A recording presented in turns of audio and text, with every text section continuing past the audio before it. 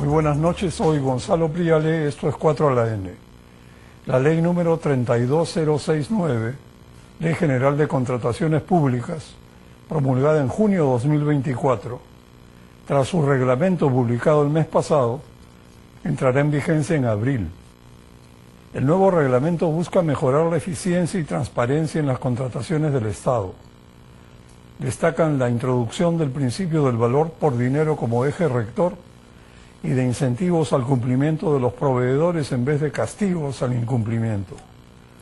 En la discusión no entraremos en detalles del extenso articulado, sino más bien trataremos de sus aspectos centrales, su potencial e implicancias. Esta noche me acompañan Jorge Danós, socio del estudio Echecopar, Jorge Zapata, presidente de Capeco, y Carla Gaviño, profesora de Gestión Pública de la Universidad del Pacífico. En adelante me referiré a la Ley 32069, Ley General de Contrataciones Públicas, como la ley, y al reglamento de la Ley 32069 como el reglamento. Así que comencemos. Jorge, si bien entraremos en detalles más adelante, ¿podrías por favor darnos una panorámica, una mirada de conjunto al potencial de la ley y su reglamento en el contexto actual? Es una norma que, como has comentado, pretende mejorar, dinamizar, como propósito, obviamente toda nueva norma que intenta cambiar la anterior, que tiene 10 años más o menos de vigencia, parte de los problemas que hay. Y los problemas que lo dice la norma y el reglamento es un problema de falta de competencia, ¿de acuerdo? Hay problemas también en la gestión, hay también un sistema excesivamente punitivo, la búsqueda de sancionar también, ¿no? Y claro, la pandemia y otros han puesto en evidencia que hay necesidad probablemente de otras modalidades que regular para atender a los requerimientos. Cuando el Estado contrata, es porque requiere bienes, servicios y obras para satisfacer intereses públicos, para hacer obras que sirvan para la ciudadanía, tanto en materia de programas sociales, infraestructura, ¿de acuerdo? ¿No? Colegios, en fin, etcétera, etcétera. Por tanto, la idea acá de la norma, toda norma se supone es cómo hacemos para hacer viable, facilitar que el Estado pueda contratar. Eso es lo que pretende la norma, y claro, hay dos niveles para poder acabar esta parte, que es que uno podría yo decir arbitrariamente hay un nivel marco de buenos propósitos, y luego veremos ya un nivel micro de cómo se ejecuta, ¿de acuerdo? Que es lo que ha venido sucediendo donde hay problemas que se vienen arrastrando de tiempo. A un nivel macro la norma trata de arreglar los principios, el objetivo, las declaraciones, lo que se busca, ¿de acuerdo? ¿No? Pero son declaraciones y normas. Veamos lo que va a suceder como es el problema que se viene arrastrando ya en el día a día concreto de la aplicación de la norma. En la vida real. En la vida real. En la vida real. Buenas noches, Carla. El timing de una decisión tan importante como lanzar una nueva ley de contrataciones del Estado es un asunto muy delicado. ¿Crees que su entrada en vigencia en abril próximo es oportuna? Buenas noches, Gonzalo, gracias por la invitación. Un saludo a Jorge Danós y a Jorge Zapata, encantada de estar con ustedes. El tema que estás tocando es un tema muy importante, porque como bien dijo Jorge Danós, una cosa es la norma y su espíritu, su finalidad, su intencionalidad, y otra cosa es su aplicación práctica y qué tan posible va a ser en determinados contextos. No es lo mismo implementar una reforma de contrataciones públicas al inicio de una gestión que hacerlo en un año preelectoral, tanto para el gobierno nacional como para los gobiernos subnacionales, ¿no? Entonces ahí vamos a tener también que tener en cuenta que esta modificación se está implementando de la mano con otras reformas técnicas y políticas. Hablamos, por ejemplo, de la potencial creación del Ministerio de Infraestructura, la potencial modificación de las normas de APPs, una nueva política en el InviérteP, en el sistema de la inversión pública. Entonces estás viendo distintos movimientos que está impulsando el Ejecutivo, ¿no? El Ministerio de Economía y Finanzas puntualmente, y también la Presidencia del Consejo de Ministros, que están confluyendo en todo lo que tiene que ver con la infraestructura pública, en la inversión pública a través de distintas modalidades de ejecución, incluyendo las contrataciones públicas. Y esto genera siempre una expectativa tanto de parte de los que van a ejecutar como de los que van a decidir, así como de los que van a financiar. Entonces yo creo que este contexto de salida es un poco un contexto complicado para tener tantas reformas juntas y hay que saber tomarlas en ese contexto, en esa situación, ¿no? Es natural que en un contexto de salida algunas obras grandes se demoren, se prioricen la inauguración acelerada de obras que no estaban listas, se priorizan obras más pequeñas, algunos financistas, algunos bancos multilaterales esperen a la siguiente gestión para empezar nuevos programas grandes de inversión. Todo eso hay que tener en cuenta conforme adicionalmente se va implementando el know-how en todo el aparato público sobre esta nueva regulación. Jorge Zapata, tras la debacle económica de los 80s, se impuso en la burocracia la costumbre de contratar al precio más barato siempre, junto a una montaña de regulaciones para evitar el dolo. Eso liquidó la cultura del valor por dinero en el país hasta hoy. ¿Consideras que la cultura del valor por dinero puede establecerse por ley? Es la intención de la norma, ¿no? Pero evidentemente hay que ver en la práctica si eso va a funcionar. Efectivamente, como bien dices, son 30 años de una burocracia que camina con esa actitud, ¿no? de priorizar el papeleo, el procedimiento, la firma y no realmente los resultados, ¿no? Así que eso hay que desarraigarlo, hay que cambiarlo. La norma trae algunas cosas interesantes, trata de agilizar los procedimientos para la contratación pública, pero hay muchas cosas que parece que se han quedado, ¿no? Pero evidentemente tenemos que cambiar la cultura y tenemos que hacer una gran reforma del Estado. Hay que revisar los roles de muchas instituciones para ver si realmente pues, son las instituciones que le sirven al país, ¿no? Yo empezaría por la Contraloría General de la República, porque tener una institución tan grande para sancionar a funcionarios porque aprueban viáticos por 800 soles cuando han habido casos de corrupción gigantescos que se les han pasado, realmente pues habría que ver cuál es su real importancia, ¿no? Y la actitud del funcionario público se ha visto obligada a ser muy procedimentalista, muy burocrática, muy de cuidarse de cada paso y no dar soluciones que estén un poquito fuera del marco, un poquito fuera del papel, ¿no? Entonces hay mucho por trabajar ahí. Yo agregaría un comentario sobre el caso de las obras públicas, que son parte importante de esta ley. Resulta que actualmente se contratan los estudios para los expedientes técnicos más baratos. Se diseñan los proyectos de la manera más económica y simple. Se presupuesta con precios desfasados, que ya no están vigentes. Y se otorga la buena prueba a la oferta más barata. Sumen todo eso y el resultado es obras que no caminan o no se terminan y el gasto desperdiciado.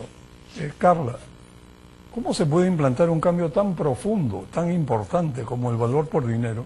¿Qué quiere decir para que todos lo entiendan? Que hay que comprar lo mejor, no lo más barato. ¿Y cómo se puede incentivar a los contratistas como aliados si la Contraloría no cambia sus hábitos, que aterrorizan a los buenos funcionarios, pero no frenan a los malos funcionarios? Y estás tocando un tema medular, ¿no? Como bien decía Jorge, no solamente basta con colocarlo en la norma, se requiere un cambio cultural que implica también una manera diferente por parte de la Contraloría General de la República y de otros sistemas del Estado como la inversión pública también, de medir cada modificación, de medir cada alternativa de selección que se hagan para los proyectos de inversión, ¿no? Para las inversiones públicas. Sin irnos muy lejos, con la norma que está vigente hoy en día, por ejemplo, se establece en el reglamento que se pueden colocar factores de selección adicionales como una recomendación. Cuando yo converso con los distintos funcionarios, ¿por qué no incluyen esos factores adicionales? Me dicen, porque si coloco un factor adicional para dar la buena pro distinto al precio más barato, la Contraloría me va a decir que estoy haciendo un tema subjetivo. Me va a decir que por qué apliqué esto y por qué no otro, y por qué en este otro proceso de selección parecido no utilicé el mismo, ¿no? Entonces, o años pasados, ¿por qué no los utilicé? Me empiezo a generar problemas, entonces esto desalienta. Lo importante es que esta práctica que está detectada, al momento que se quiere introducir ya, que entre en vigencia en abril esta nueva regulación, no vayamos a trasladar la misma actitud hacia el tema del valor por dinero, que al ser un concepto de gestión pública más que de derecho, probablemente vaya a costar ser un poco más interiorizado por parte de los distintos funcionarios, ¿no? Entonces yo creo que hay un tema de ver cómo orientar a la Contraloría a que nos fijemos más en el valor social, ¿no? El interés público del proyecto, y esto también tiene que ir de la mano con, si me permites, con la inversión pública, porque no nos olvidemos que en el marco del INVIERTP, del sistema de las inversiones públicas, tú eliges la alternativa de solución y tomas en cuenta precios también para elegir la alternativa. Esto tiene que compatibilizarse con la nueva norma de contrataciones públicas para que vaya de la mano un tema más de el valor social, de generar el mayor valor público, antes que un tema de la disminución del precio puntual en la alternativa que se está optando. Es muy importante esto del valor por dinero. Por ejemplo, recuerdo que en Nueva Zelanda el siglo pasado, alrededor de los 80, tuvieron una crisis enorme y el país hizo un acto de fe, cambió de carácter y con una constitución revisada instauraron el principio de valor por dinero y lo cumplieron y ahora son un gran país. Así que, Jorge, quería profundizar un poco sobre este tema que es tan importante. En el fondo también se necesita credibilidad, pero en el país tenemos dobles estándares por varios lados. En el Congreso se toleran, por ejemplo, no se fiscalizan las malas prácticas y se dictan leyes de impunidad. Por otra parte, habrá que ver si, paradójicamente, la corrupción y la Contraloría permitirán que este nuevo enfoque prospere. ¿Crees que se podrá hacer prevalecer la calidad sobre el precio? En el texto, la norma establece una serie de mecanismos, además de la consagración como principio, como señala. Por ejemplo, otra vez se apuesta por la profesionalización, en buena cuenta la especialización de los compradores públicos. Hay una norma singular que por primera vez he visto, que es que también se busca de premiar, incluso económicamente al final del año, a los evaluadores, a los que participan en los comités de selección, de evaluación. Está todavía enunciado, ¿de acuerdo? ¿No? Pero hay, de alguna manera u otra, evitar ese fenómeno que ya cada vez se ha difundido más. Incluso el Tribunal Constitucional Peruano acaba de emitir una sentencia donde habla del problema de la administración defensiva, de la burocracia defensiva, precisamente por lo que se ha dicho, del tema de control, de fiscalía, que en muchos casos en verdad no está buscando cómo ataco a la corrupción, sino cómo evidencio o trato de evidenciar desde mi perspectiva como titular de alguna entidad resultados mediante sanciono más y genero prácticas absolutamente contrarias, formalistas, procedimentalistas, donde no interesa en buena cuenta el resultado. Ese es otro tema que la norma en sus declaraciones busca, dice, queremos gestión por resultados. Queremos, en segundo lugar, luego del principio que señalas, eficacia, porque obviamente el Estado necesita cumplir, necesita no haber las 3.000 y pico obras paralizadas por 37.000 y pico millones de soles que estén paralizados, es decir, que el Estado cumpla su rol en beneficio de los ciudadanos. Entonces, todo esto exige, como han dicho muy bien Carla y mi tocayo Jorge, ¿verdad?, un cambio cultural que no parte solo de los funcionarios, sino parte de entidades que también tienen influencia y que han venido afectando negativamente, claro está, la cultura de contrataciones, es decir, la práctica de contrataciones, que ha pasado de ser un proceso que debería ser logístico, que el Estado cuente con los medios para cumplir sus roles, a ser un proceso formalista, ¿de acuerdo?, ¿no?, donde el funcionario viva el miedo. Por tanto, ahí creo que la norma apuesta. Veamos qué va a ocurrir en la práctica y si realmente también la Dirección General de Abastecimiento, que ahora ha asumido ya más claramente el rol de organismo rector, cuyas opiniones son vinculantes para todos, incluso para la nueva OES y para todas las demás entidades, pueda apuntalar hacia aquello, ¿de acuerdo?, ¿no? Y evitar que continúe esta política de los últimos años excesivamente punitiva. Dije al comienzo de proveedores, no, pero también respecto al funcionario. De acuerdo, ¿no? Al funcionario es así y por ende pues tenemos trabado el régimen, ¿no? Eso le podría comentar. Carla, ¿y a ti te parece un cambio interesante de la Dirección General de Abastecimiento del MEF como nuevo ente rector? Es un tema que estaba pendiente desde que en el 2018 se creó la Dirección General de Abastecimiento Público en el marco de lo que ya desde 10 años antes o más te decía la Ley Orgánica del Poder Ejecutivo. Tenía que crearse esta dirección y se creó. Su decreto legislativo de creación del Sistema Nacional de Abastecimiento que crea la DGA, la Dirección General de Abastecimiento, dice que es el ente la máxima autoridad técnico-normativa, el ente rector del sistema de abastecimiento que incluye a las contrataciones públicas. El tema es que OCE seguía siendo el que a través de sus pronunciamientos aclaraba las consultas sobre cómo aplicar la ley y el reglamento de contrataciones del Estado. Ahora, en el marco de este nuevo régimen de las contrataciones públicas, si bien OCE puede seguir opinando, se dice con claridad que es la Dirección General de Abastecimiento, o sea, el Ministerio de Economía y Finanzas, el que tiene la última palabra como rector. Se está enmarcando en lo que dice la Ley Orgánica del Poder Ejecutivo, pero tengamos en cuenta nuevamente, ¿no?, que es un cambio más dentro de la estructura de gobernanza. Le estás dando la facultad de dirimir, de determinar, de aclarar cómo se aplica esta norma a una nueva dirección, a la DGA, ¿no?, que acaba de cambiar de equipos en el marco de los cambios que estamos viendo coyunturalmente. Y adicionalmente a cada entidad pública le estás dando más funciones en distintas dependencias, a las secretarías generales, a las gerencias municipales, que antes no tenían. Les estás dando distintas tareas. Entonces la gobernabilidad, quiénes son los actores de las contrataciones públicas, se está modificando, y eso nos va también a sumar un tiempo de aprendizaje conjunto entre que la DGA va aclarando las preguntas y en que los nuevos actores van desarrollando estas sinergias y este comprendimiento. Probablemente hay un déficit de personas calificadas, ¿no? Si antes tenían tareas y no eran necesariamente muy eficaces, ahora con más encargos no va a ser mejor la situación. Es lo que se suele decir, ¿no? Con los mismos ingredientes no puedes tener mejores resultados. Jorge, el gasto en obras se mide por la ejecución financiera. No se sigue el avance físico de las obras, ni se conoce sobre la calidad del servicio una vez terminadas las obras. En 2024 se gastaron 50.000 millones de soles, nada menos, y la mayor parte de las obras están a cargo de gobiernos subnacionales. El modo saqueo suena duro, pero hay que decirlo, parece instalado e impune. Muchas obras no se terminan y quedan abandonadas a nivel de gobiernos subnacionales. Las brechas no se reducen y la población está frustrada. ¿Tú crees que el nuevo reglamento servirá para frenar esto? Es que nuevamente hemos hablado de una parte del problema, que es el excesivo control de Contraloría hacia el procedimiento, pero hay muchos problemas más que tenemos que sacar de nuestra cultura. Uno de ellos, bien lo has mencionado, hay muchas entidades que no están en capacidad de contratar, pero nadie las certifica. Ahora la nueva norma trae una certificación de funcionarios, que ojo, también eso va a tomar un tiempo que esos funcionarios se certifiquen, ¿no? Pero no le pide a la entidad, por ejemplo a una municipalidad muy pequeña, pero que a veces tiene presupuestos muy grandes, que se certifique para ver si puede hacer una obra de envergadura, una obra con cierta complejidad, ¿no? Eso no lo hemos cambiado y creo que es necesario cambiar.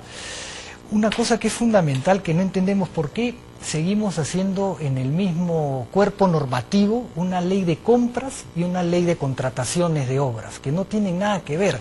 Vamos a certificar compradores, pero esos compradores se van a especializar precisamente en el proceso de compra. Pero el proceso de ejecución de obra, el proceso de ingeniería, el proceso del proyecto, los planos, las especificaciones técnicas son totalmente distintos, ¿no? Ese es otro tema que hay que cambiar, que hay que modificar, ¿no? Y eso nos lleva, pues, a lo que bien has dicho, a los expedientes técnicos mal elaborados, ¿no? Si le encargamos al amigote que sea parte del comité de selección, en lugar de un técnico altamente especializado en contratación pública, vamos a también tener esos resultados, ¿no? Sí, es bastante complicada la situación. Carla, el reglamento busca evitar la paralización, los atrasos y sobrecostos en obras públicas, mediante la creación de juntas de prevención y resolución de disputas. Esto se ha venido aplicando en contratos de gobierno a gobierno. ¿Cuál ha sido la experiencia?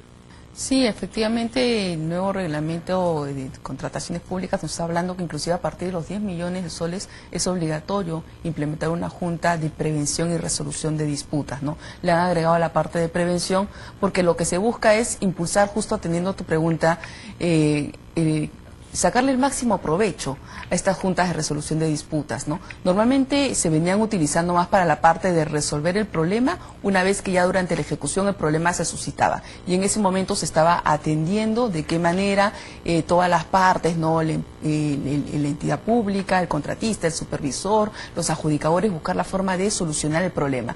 Pero también las juntas de prevención de disputas, como ahora su nombre lo dice, al momento que incluye el tema de la prevención, también pueden, siempre han podido y se busca fortalecer que desde el inicio se conformen para acompañar la ejecución de la obra y no esperar a que salte el problema para recién ponerse a ver de qué manera solucionarlo, sino tener inclusive rutas de acción en caso se presenten o surjan ciertos problemas y conocer el proyecto desde antes. Entonces, me parece positivo que se busque trasladar esa experiencia a lo que es la obra pública. Sin duda creo que esto va a tener también que requerir, como todo cambio que estamos conversando, un tema de maduración de mercado para poder encontrar, ¿verdad?, disponibilidad para tener DAPs o juntas de prevención y resolución de disputas a lo largo del país, que no estén tanto en una sola localidad, en un solo departamento. Entonces yo creo que esto va a ir madurando el mercado con el tiempo, pero sí me parece una opción importante. Y aprovechando tu pregunta, en el momento que estás hablando de que se está buscando mecanismos para acelerar la ejecución o buscar de que no se entrampen los proyectos de la mano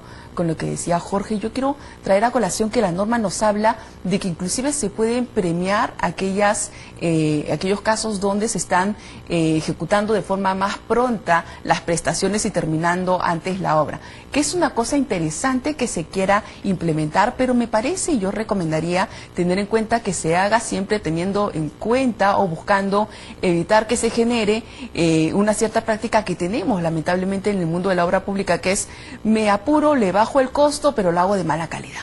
Entonces, que esa reducción de tiempos y reducción de costos de la obra no sea a coste de la calidad. Jorge, ¿quisieras comentar algo sobre estas juntas de resolución de disputas y también los nuevos contratos colaborativos que se supone se van a utilizar? Sí, definitivamente es una buena propuesta la Junta de Prevención y Resolución de Disputas. Además funcionan a nivel mundial en estos contratos. Claro, es una práctica. Contratos FIDIS y han funcionado bien en alguna oportunidad, en varias oportunidades, ¿no? Ahora tenemos la suficiente cantidad de adjudicadores, es una cosa que hay que empezar a prever, ¿no? Para tener, como bien dices, en todos los rincones del país adjudicadores de calidad para que no se detengan las obras, ¿no? Es importante, yo creo que estamos dando pasos, vamos avanzando hacia un sistema de contratación pública que tiene que ser mucho mejor y, como lo hemos dicho, involucra muchos otros aspectos, pero hay cosas que hay que rescatar para ya dejar en el pasado cosas que no tenían ningún sentido, ¿no?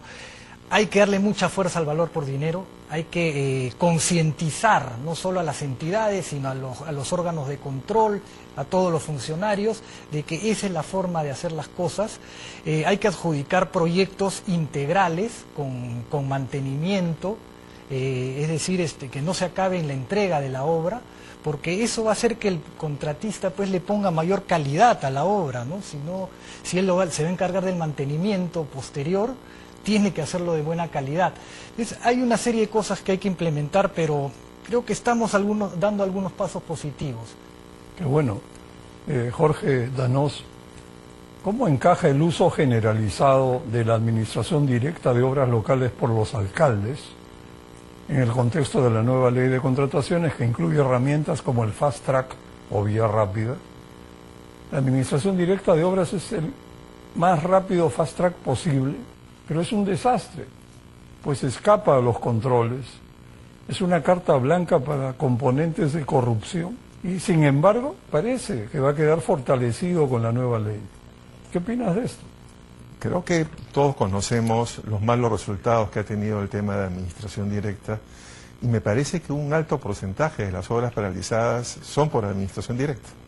¿De acuerdo? Con lo cual ahí tenemos la prueba precisamente que, como das a entender, no es la mejor solución, no es la mejor práctica que se hace, y en muchos de esos casos lo hacen simplemente por otro tipo de interés, no porque necesariamente sea lo más eficaz, sea lo más rápido, ¿de acuerdo? ¿No? O lo que genere más beneficios. Entonces, ese problema se viene de atrás, ese problema tiene que tener una solución, no debería en verdad continuarlo. Y sí, bueno, las experiencias han sido negativas, no cabe ninguna duda. Coincido contigo. Y lo más preocupante es que se está generalizando. Yo diría que es la carta fuerte del gobierno actual.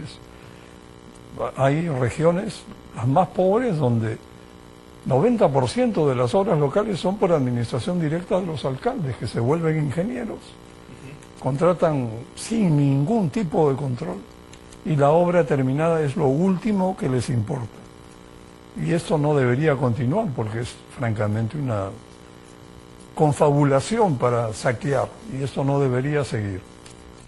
Jorge, la implementación de incentivos económicos para los proveedores que cumplan con los contratos de manera anticipada, lo mencionaste hace un momento. ¿Funcionará, crees, si siguen presentes las trabas, la tramitología y las discusiones por adicionales de obra o adendas? Sí, bueno, hay que tocar un tema que es fundamental, que ya lo has adelantado, ¿no? Que es la corrupción. O sea, mientras haya corrupción también todo va a funcionar mal, ¿no? Es difícil que las cosas funcionen bien si es que no eliminamos esa lacra que tenemos en el país, ¿no? Evidentemente, cuando hay corrupción, pues el funcionario público, el alcalde o el titular de la entidad no va a contratar al mejor, va a contratar al que le va a retribuir de alguna forma, ¿no? Un porcentaje. Y entonces obviamente no va a haber la mejor calidad, ¿no? Entonces todo esto tiene que enmarcarse en esto, en un cambio absoluto en la mentalidad de los funcionarios, pero además también en revisar nuestro ordenamiento político nacional, ¿no? Tener más de 2.000 entidades a nivel nacional, perdón, más de 2.500, porque 2.000 son municipios distritales, ¿no? 200 municipios provinciales, más los organismos descentralizados del gobierno central. Es un despropósito, ¿no? Y ahí vienen pues las adjudicaciones por administración, las obras por administración, que son una puerta abierta para la corrupción, también hay que decirlo directamente, ¿no? Entonces tenemos varios paradigmas instalados, malos paradigmas, pésimos paradigmas, que son ese excesivo control burocrático, pero al procedimentalismo, la corrupción, por supuesto, la falta de capacidad, la falta de funcionar bien. Yo dije en el bloque anterior que estábamos dando algunos pasos con la Junta de Resolución de Disputas, con esto de valor por dinero, pero son pasos incipientes. Hay que seguir apostando a que tenemos que hacer un cambio sustancial en nuestro sistema de contratación pública. Así es. Carla, ¿qué te parece el sistema de estrellas o estrellitas que está prevista en el reglamento, otorgadas a los proveedores de mejor desempeño? ¿Existiría el peligro de que se genere un mercado secundario de estrellas? Sí, efectivamente, un sistema de estrellitas, es como lo viene explicando el Ministerio de Economía, ¿no? Tiene una finalidad de hacer un cambio, y eso yo creo que es positivo, o sea, la intencionalidad de explorar una solución distinta a que siempre gane el postor que te cumple un perfil mínimo que todos cumplen, pero que te oferta más barato, ¿no? Tiene una intencionalidad de premiar a aquel que venga teniendo un buen desempeño. El tema efectivamente, yo creo que hay dos cosas que tener en cuenta, ¿no? Uno, de qué manera es que esto no afecte el ingreso al mercado de nuevos competidores, y dos, de qué manera se garantice la transparencia en la entrega de estas estrellitas para que finalmente, y de qué manera se están asignando de forma con criterios homogéneos, estándares, comparables, ¿no? Yo creo que ahí vamos a tener que todavía esperar a ver las directivas que ha anunciado el reglamento que va a sacar la DGA para poder entender de todo cómo se van a entregar, a colocar, con qué criterios estas estrellitas. Pero caso contrario, si es que no se tienen las precauciones adecuadas, creo que lo último que quisiéramos es que pasar de club de obras a club de ponme la estrellita para acceder a las obras, ¿no? Entonces yo creo que eso es un tema que no podemos dejar de lado. Y nuevamente también tocar el tema inicial, ¿no? De acuerdo a lo que está en el reglamento, el que tiene más estrellitas puede acceder a los procesos más grandes. Y entonces si eres una nueva empresa que quiere entrar a competir, no puedes acceder a los procesos más grandes, a las licitaciones, tienes que ir a las obras más pequeñas. Eso ahí creo que habría que darle una pensada un poco adicional de qué manera podría ser desalentador, ¿no?, para la competencia. Además, se imaginan lo atractivo que va a ser conseguir estrellitas a cualquier precio. Eso no es muy prometedor. Sin embargo, subsisten otros tipos de problemas y quería conversarlos con Jorge Danós, al mismo tiempo que se anuncia que con un algoritmo, que parece una palabra mágica, se analizará el comportamiento del proveedor con el Estado para ranquearlo, considerando el cumplimiento de plazos en contrataciones anteriores, condenas judiciales de cosa juzgada por delitos contra el Estado, sanciones de inhabilitación temporal o permanente y riesgo financiero, entre otros elementos. Pero resulta que en la vida real, el Ministerio de Transportes y Comunicaciones y la Municipalidad de Miraflores no pueden hacer dos pequeños puentes en medio de Lima y se escudan en acuerdos de gobierno a gobierno en un caso o en relicitar en el otro. Es espectacular. Con el reglamento, ¿tú crees que se seguirá contratando con empresas sancionadas o inhabilitadas? Pues esto, la verdad, nunca ha cambiado. Siempre ha sido una continuidad. La empresa, a ver, hay dos regímenes. Uno, impedimentos para contratar, de lo cual también están los inhabilitados. Formalmente hay un registro nacional de proveedores. No debería poder sancionarse con alguien que está formalmente inhabilitado. Lo que es más... Pero en la práctica se hace. Sí, probablemente ya o por temas de corrupción o temas irregulares, ¿de acuerdo? ¿No? Porque ya sancionado, inhabilitado... Pero yo entendía que era por el tema de cosa juzgada. Ya, no, en el caso de inhabilitado, dispuesta la inhabilitación como sanción por parte del tribunal de OCE, aunque yo acuda al Poder Judicial o a la vía arbitral, me la aplican. Se coloca de inmediato en el registro de proveedores y aparece la prevención. Lo que es más, dado que lamentablemente la práctica ha sido excesivamente punitiva, o también, bueno, a ver, decíamos hace un momento, tanto la exposición de motivos del proyecto de ley que da origen a la ley como el reglamento hablan que la competencia ha disminuido mucho. Muchas incompatibilidades, muchas sanciones de inhabilitación. ¿De acuerdo? Tengamos en cuenta eso. Por eso es que se ha racionalizado también en la nueva norma. Es decir, el tema de incompatibilidades se ha seguido una sentencia del Tribunal Constitucional para racionalizarlas en algunos aspectos. Dos, en materia de inhabilitación también, incluso hasta se puede sustituir, tratándose de algunas infracciones, por multa también, cosa que ya estaba antes, pero que ahora queda mucho más claro. Y se han buscado de disminuir, ¿por qué? Porque todo aquello afecta contra la competencia. Hay un gran número de proveedores que están sancionados. Por tanto, la idea es que esto debe operar, ahora se habla de un Pladicop y el SEACE se transforma en una plataforma digital, se trata de intercambiar más información, con lo cual sería más difícil. Una especie de Infocor, ¿no? En este caso, claro, pero digámoslo, la idea es, han tratado de acentuar un tanto más la idea de digitalización y de compartir información al interior del Estado, para que no puedan haber estas vías de escape o estos temas. Lo que es más, creería yo, que en muchos casos lo que hace Contraloría toma las declaraciones juradas de los altos funcionarios y simplemente da cuenta, de tal manera que muchos pueden contar sin darse cuenta, como está ahora en este momento, con una alerta, porque tiene algún familiar político, algún pariente lejano, o una empresa tiene un representante que a su vez, un familiar de él es un alto funcionario. Y hemos visto casos donde respecto a determinadas empresas le han abierto 200 procedimientos sancionadores. Y uno dice, ¿por qué? Porque le vendió 100 soles, le vendió a alguien 200 soles porque era prácticamente una tienda. Entonces, ha habido exageración. Pero en tu pregunta, volviendo al tema, ¿se va a poder prevenir que no se contrate con los que están inhabilitados? El marco legal sí lo prevé y sí realmente ahí habría una infracción, sin lugar a dudas, un tema de nulidad y probablemente atrás un tema de corrupción. Eso es lo que puede haber operado en estos casos, ¿no? Bueno, hay que ser optimista. Carla, además, el reglamento introduce procedimientos como las compras centralizadas. Suena eficiente, ¿no? Pero ¿podría ser la repetición del caso Cualibarma, pero a gran escala? ¿Estaremos jugando con fuego? Es parte de los riesgos, ¿no? Efectivamente, el reglamento te habla de que estas compras centralizadas se podrán hacer a través de Perú Compras o de otras entidades con la capacidad específica y la habilitación legal. Y lo que tú mencionas no está exento, así como tampoco está exento lo que mencionaba Jorge, de que por casos donde se busca vulnerar la norma. Para que el público se ponga al día, Qualibarma hizo exactamente eso. Claro, en el caso de Jaliwarma, por lo que ha trascendido, ¿no?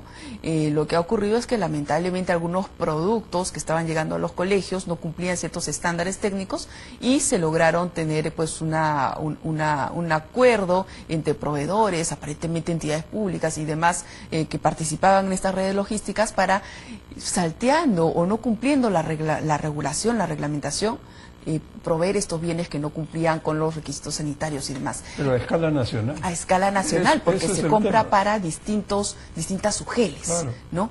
Entonces, eventualmente una mala compra de una de estas centrales podría eventualmente afectar distintas localidades a las cuales abastezca, ¿no? Si lo traemos a esta manera de provisión de redes, ¿no? A través de redes de escala, ¿no? No sé, llama la atención. Después de la experiencia de Qualibarma, se dicta este tipo de normativa de centralizar compras que al final lo que hacen es agrandar el potencial de problemas. Jorge, hay 3 críticas al reglamento y la ley que creo que vale la pena ventilar. No es que yo las comparta necesariamente. Uno, que se quede en la sobreregulación e ignora las raíces de la ineficiencia en la contratación pública. Básicamente, personal no calificado, cero meritocracia, lo mencionaste, y el temor de los funcionarios a ser sancionados por decidir. 2, establece un marco normativo que sigue siendo engorroso, con procedimientos poco transparentes. Y 3, plasma un sistema idealizado, algo confuso, y quizás difícil de lograr que funcione en la realidad. ¿Qué opinas de estas críticas?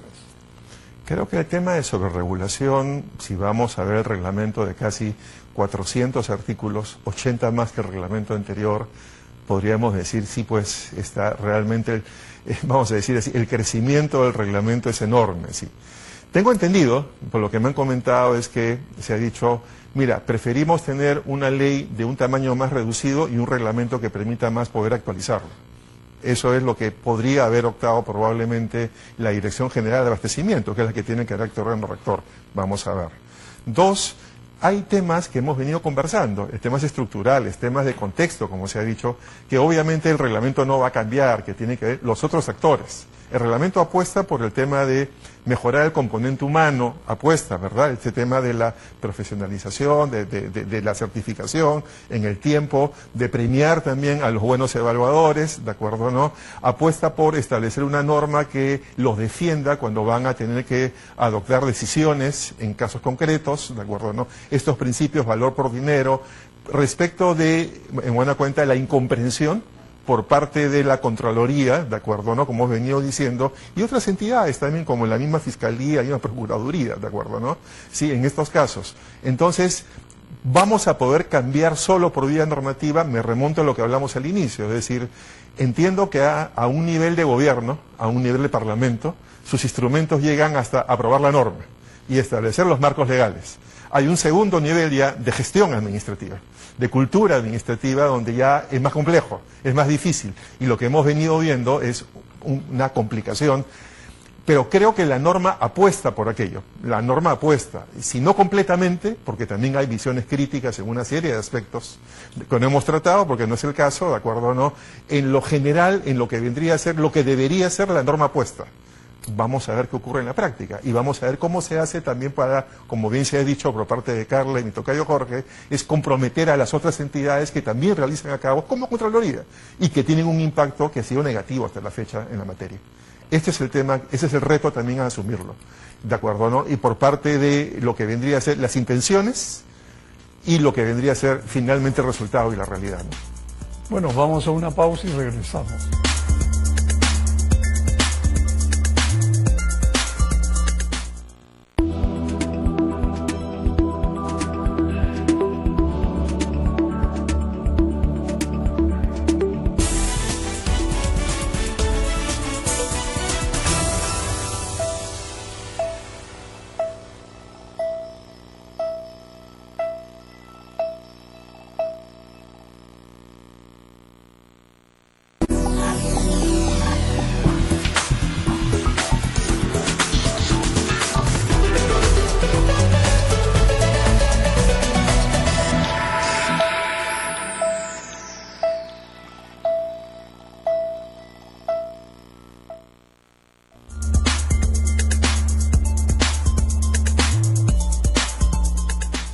regreso. Este es el último bloque de 4 a la N. Jorge, con la ley que va a entrar en vigencia, la OCE, organismo supervisor de las contrataciones del Estado, se convierte en OECE, tal como sucedió con la Autoridad para la Reconstrucción con Cambio, luego ANIN, luego Ministerio de Infraestructura. ¿El cambio de nombres y siglas soluciona los problemas de fondo y crees que servirá para algo? No, un cambio de nombre no soluciona nada, ¿no? Lo has dicho bien en estas autoridades que se crearon. No nos olvidemos desde el Forsur, que se creó para el terremoto de Pisco, ¿no? Después la Autoridad para Reconstrucción con Cambios, la ANIN, y ahora están proponiendo un Ministerio de Infraestructura. No, acá hay que cambiar mentalidades, hay que cambiar formas de hacer las cosas, hay que cambiar nuestro propio sistema. Tenemos un gran problema también, no tenemos contratistas. Bien lo ha dicho mi tocayo, este exceso sancionador ha hecho que no tengamos contratistas y hemos traído una cantidad de empresas chinas que no han venido de ninguna manera a hacer las cosas mejor, las están haciendo peor, ¿no? Entonces, esta cantidad de entidades contratantes, si como bien lo has dicho, la Municipalidad de Miraflores, una de las municipalidades más ricas del país, probablemente no puede hacer un puente.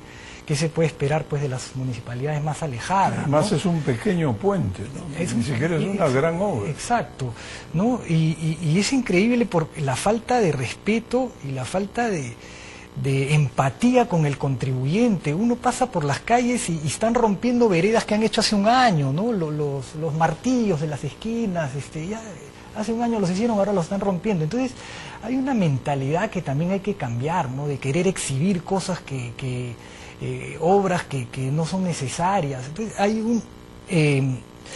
tenemos un gran problema en el país con las autoridades y con el Estado en general, que no está funcionando bien, ¿no? El pronóstico es complicado, pero no hay que perder la fe, ¿no? Jorge, de la conversación surge un tema, creo, muy importante, es que se habla de eficacia, ¿no? Pero si te pones a pensar, parece que el objetivo de la norma, en el caso de las obras, fuera la contratación.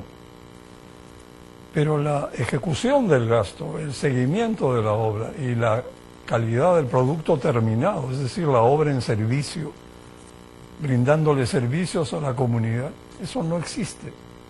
Entonces, ¿cómo puede ser eficaz una norma que se preocupa solo por que se firme un contrato y hasta entrega estrellitas a los participantes? ¿Cómo funciona esto? La norma ahora permite, creo que lo mencionó Jorge también, el tema del mantenimiento. En una serie de aspectos también lo regula.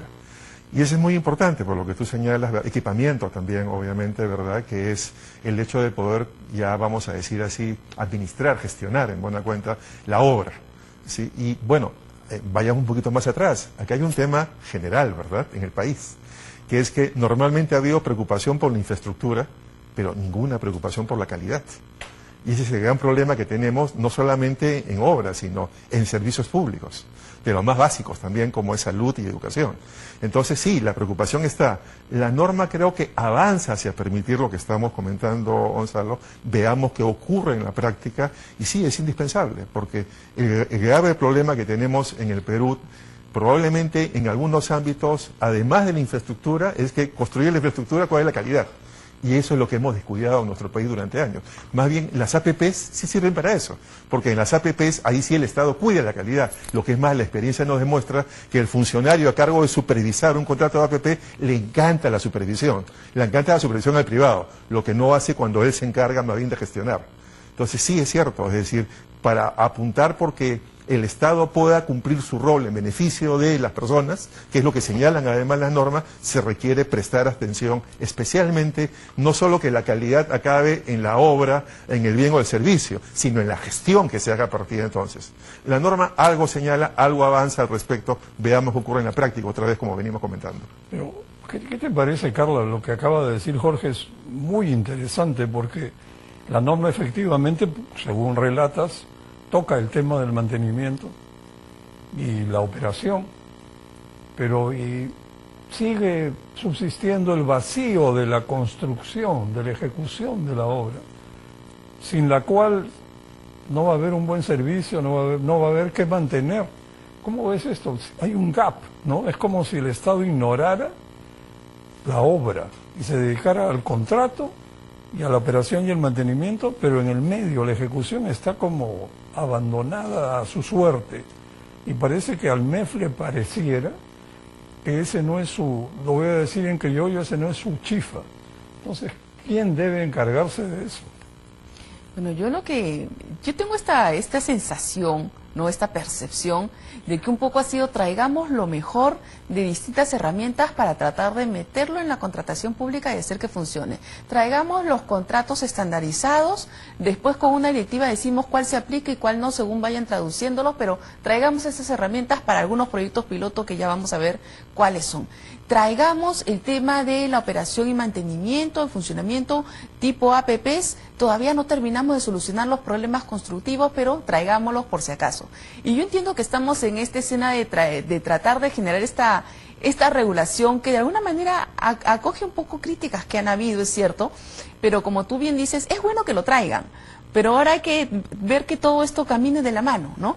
Que las piezas del Lego calcen. Y yo creo que esa es parte de la tarea pendiente. Y como tú bien dices, hay aspectos acá que se están jalando desde antes que no se terminan de solucionar.